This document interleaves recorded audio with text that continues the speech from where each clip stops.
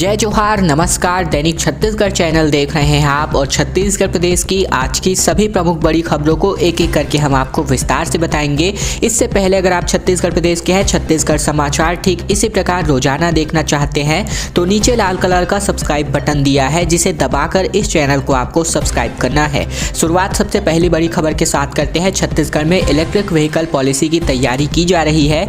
वाहनों के लिए अधिक चार्जिंग पॉइंट बनाए जाएंगे और कई तरह की छूट भी इस नीति के अंतर्गत मिलने जा रही है। दरअसल छत्तीसगढ़ में इलेक्ट्रिक वाहनों के लिए अलग से नीति बनाने पर चर्चाएं शुरू कर दी गई हैं। परिवहन मंत्री मोहम्मद अकबर ने अंतर्विभागीय बैठक बुलाई थी और इस दौरान नीति की जरूरत पर चर्चा हुई है। फिलहाल इलेक्ट्रिक वाहनों के लिए चार्जिंग की सुविधाओं को बढ़ाने और प्रोत्साहित करने पर जोर दिया जाएगा। इस नीति के अंतर्गत परिवहन मंत्री मोहम्मद अकबर ने कहा कि छत्तीसगढ़ को इलेक्ट्रिक व्हीकल का हब बनाने और पर्यावरण प्रदूषण रहित राज्य के रूप में नई पहचान देना है। उन्होंने इलेक्ट्रिक व्हीकल पार्क तथा इलेक्ट्रिक वाहनों के व्यवस्थित चालन तथा चार्जिंग के लिए चार्जिंग स्टेशंस का निर्माण करना भी आवश्यक बताया है। फिलहाल कुछ नगरीय निकायों और कंपनियों ने अपने स्तर पर चार्जिंग स्टेशंस बनाए हैं, लेकिन इसके बाद भी इनकी संख्या काफी कम है और ऐसे में इनकी संख्या में और वृद्धि करना आवश्यक होगा, जिससे आम लोगों को सुगमता से वाहन चार्जिंग की सुविधा प्राप्त हो सके। इसके अलावा छत्तीसगढ़ राज्य अपनी भौगोलिक स्थिति के कारण सोलर ऊर्जा के लिए काफी उत्तम है और इसका उपयोग करके वाहनों के चार्जिंग हेतु सोलर चार्जिंग स्टेशन स्थापित किए जा सकते हैं। फिलहाल अभी छत्तीसगढ़ में महज ई रिक्शा और ई कार्ट पर ही राहत दी जा रही है। आने वाले दिनों में प्रत्येक चार्जिंग से चलने वाली जो भी गाड़ियां होंगी, इस पर छत्तीसगढ़ सरकार अनुदान देगी या फिर कुछ छूट जो है अवश्य प्रदान करेगी, ताकि ये जो यहाँ पर व्हीकल है, इलेक्ट्रिक व्हीकल है, इनको बढ़ावा दिया जा सके। मौसम की मार की वजह से बेमौसम बारिश की वजह से दलहन तिलहन की खेती पूरी तरीके से बर्बाद बताई जा रही है। राहर में कीड़े लग रहे हैं तो वही धान और गेहूं के लिए ये जो है फायदेमंद साबित हुआ है। लगातार हो रही बेमौसम बारिश की वजह से दलहन तिलहन की खेती को भी नुकसान पहुंचाया है और ऐसे में किसानों को चिंताओं में डाल दिया है। ऐसे में अब धान और गेहूं के लिए यही बारिश फायदेमंद साबित हुई है। दूसरी अगर मैं बात करूँ तो शनिवार देर रात और रविवार सुबह, इसके अलावा सोमवार को भी लगभग मैं बात करूँ तो अंचल में बारिश की वजह से मसूर, तिवरा और राहर समेत जो सब्जी बाड़ी हैं, इनको नुकसान पहुंचा है। पहले भी हुई बारिश की वजह से बहुत से फसल खराब हो चुकी थी और अब जब बचा हुआ था तो वो भी फसलें खराब हो रही हैं इसी बारिश की वजह से। दरअसल बात करें तो जो किसान हैं वो लगातार हमारे संपर्क में हैं और इनका कहना है कि किसानों का कहना है कि लगातार हो रही रुक रुक की बारिश की वजह से दलहन और तिलहन की खेती को बुरी तरीके से नुकसान पहुंचा है। इधर बेमौसम बारिश की वजह से मसूर, बटरी और तिवरा की फसल को भी नुकसान पहुंचा है। मौसम खराब होने की वजह से राहर के फल में कीड़े भी लग रहे हैं, तो वही अब फसलों को ठीक करने के लिए लगातार दवाई का छिड़काव करना पड़ेगा, जिससे अतिरिक्त खर्च बढ़ेगा। और किसानों ने यह भी बताया है कि मसूर की जो फसल है वो इस पानी की वजह से पूरी तरीके से बर्बाद हो गई है। मुख्यमंत्री बस्तर वासियों को देंगे 109 करोड़ रुपए के विकास कार्यों की सौगात। आज जो है 29 कार्यों का करेंगे लोकार्पण और भूमि पूजन। दरअसल बात करें, मुख्यमंत्री भूपेश बघेल बस्तर वासियों को लगभग 109 करोड़ रुपए के विकास कार्यों की सौगात देंगे।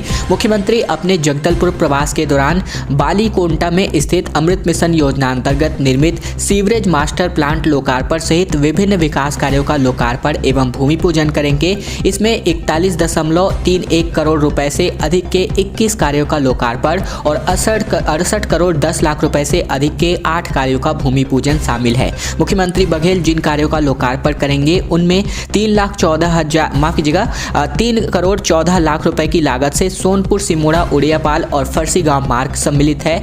1 करोड़ 70 लाख रुपए की लागत से कुंभली से लेकर के बेदा मुंडा मार्ग स्थित है। इसके अलावा कुल मिलाकर के कई जो रोड है उसमें शामिल बताए जा रहे हैं। साथ ही साथ चौड़ीकरण और साथ ही साथ पार्किंग निर्माण और साथ ही साथ इंजीनियरिंग महाविद्यालय जगदलपुर कर्मशाला भवन में नवीनीकरण का कार्य और electro machine lab power protection रूप के निर्माण कार्य भी शामिल है।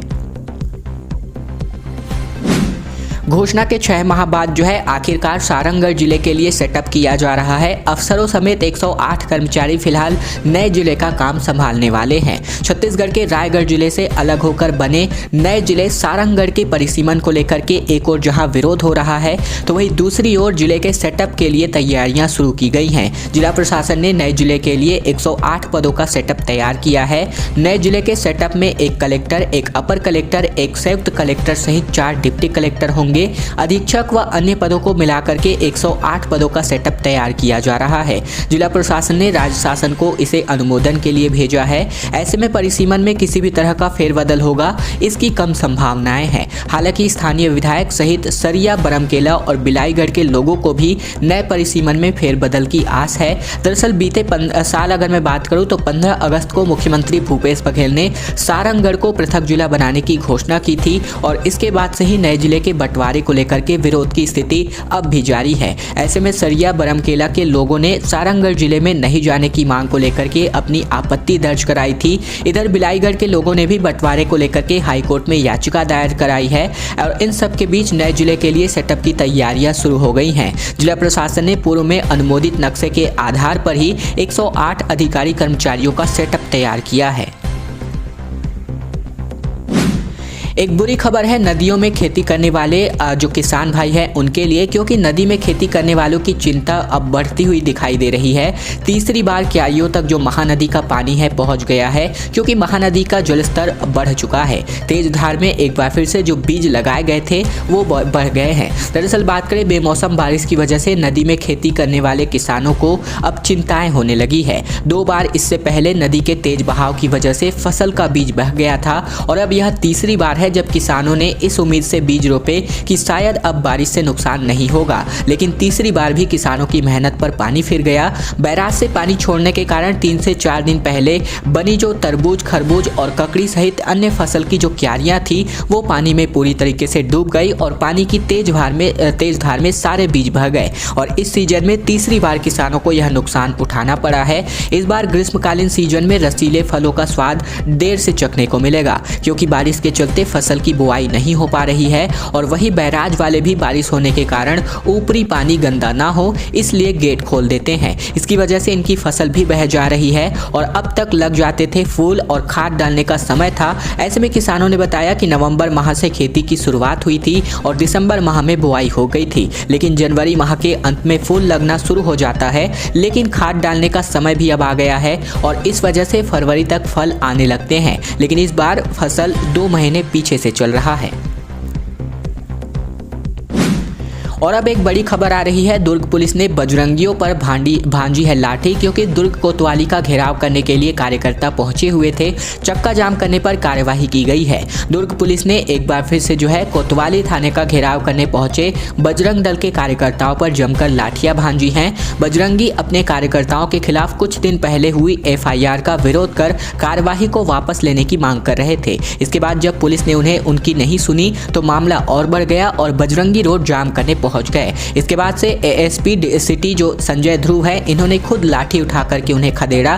ASP संजय ध्रुव ने बताया कि कुछ दिनों पहले दुर्ग कोतवाली में बजरंग दल के एक कार्यकर्ता के खिलाफ धारा 297 के तहत अपराध दर्ज किया गया था और इसी के विरोध में बजरंग दल के कार्यकर्ता कोतवाली ज्ञापन सौंपने आए थे। SDM ने उनका ज्ञापन लेने आने वाले थे, लेकिन उन ज्ञापन सौंपने से पहले ही बजरंगियों द्वारा रोड पर जाम कर दिया गया और इसके चलते पुलिस है इन्होंने सभी लोगों को बलपूर्वक खदेड़ दिया और इसके चलते कई लोग गिरफ्तार भी हुए हैं। इसके बाद उनके खिलाफ वैधानिक कार्यवाही भी की जा रही है और बजरंगियों ने यहां पर गलत कार्यवाही का आरोप भी पुलिस अधिकारियों पर लगाया है। लोगों को जागरूक करने के लिए लगातार कई पहल की जा रही है, लेकिन दुर्घटना लगातार बढ़ती जा रही है। सड़क हादसों में 3 महीने में हालांकि कमी आई है।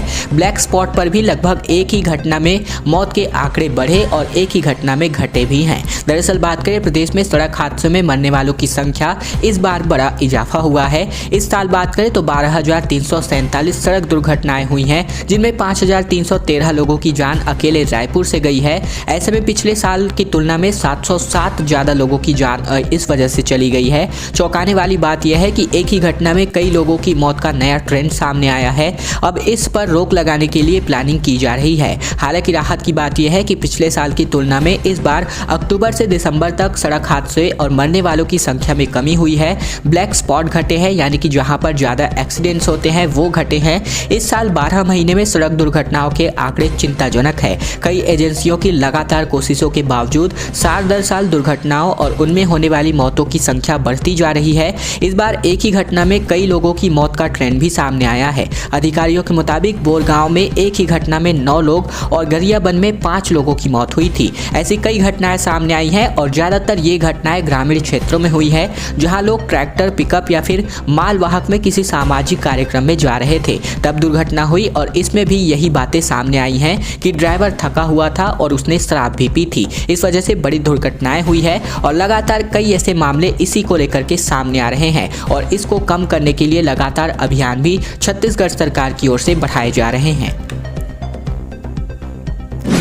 भाजपा संगठन में अब 34 जिले नियुक्ति की तैयारियों में जुट गए हैं, क्योंकि संगठन महामंत्री पवन साय ने नए जिलों के लिए गठन के संबंध में बैठक ले ली है। प्रशासन की पोस्टिंग का इंतजार किया जा रहा है। छत्तीसगढ़ में जिलों के पुनर्गठन के बाद भाजपा ने भी अपने संगठन के जिलों के पुनर्गठन की तैयारियां कर ली हैं। राज्य सरकार द्वारा नए जिले शक्ति, मनेन्द्रगढ़, सारंगढ़, भिलाईगढ़ और मोहला मानपुर में कलेक्टर और एसपी की नियुक्तियों के साथ ही नए जिलाध्यक्षों के नाम का ऐलान कर दिया जाएगा।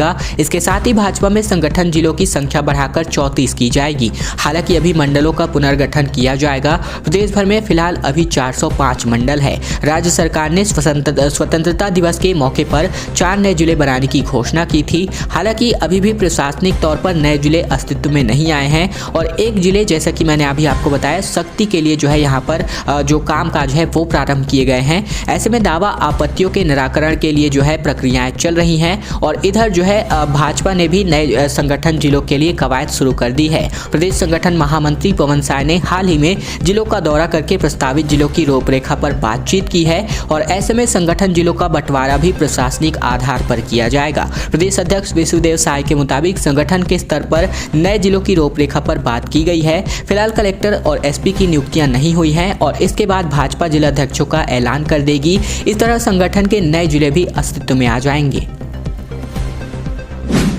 मुख्यमंत्री भूपेश बघेल का बड़ा आरोप लगा है। राजभवन का दुरुपयोग भाजपा कर रही है, ऐसा मुख्यमंत्री का कहना है। अब आईएएस अधिकारियों को कंट्रोल करने की कोशिश हो रही है। छत्तीसगढ़ के मुख्यमंत्री भूपेश बघेल ने भारतीय जनता पार्टी और केंद्र सरकार पर बड़ा आरोप लगाया है। मुख्यमंत्री ने कहा कि भाजपा राज्यों पर कंट्रोल करना चाहती है।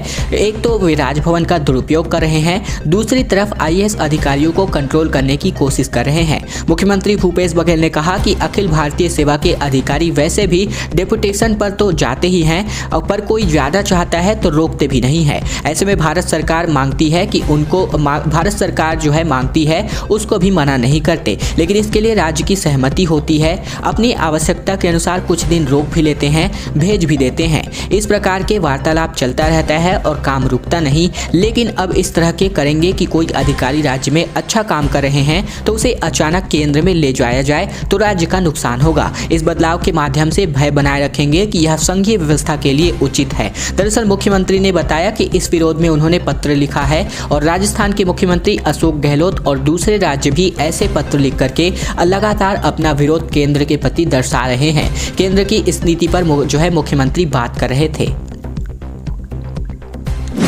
जटका और एतमा नगर के जंगलों में जो हाथियों का बड़ा दल है वो घूम रहा है, जिसकी वजह से ग्रामीण दहशत में हैं। मुनादी करा करके विभाग ने अपना कर्तव्य निभा दिया है। दरअसल कोरबा जिले के कटघोरा वन मंडल के जंगल में एक बार फिर से 49 हाथियों का दल विचरण करते देखा गया है।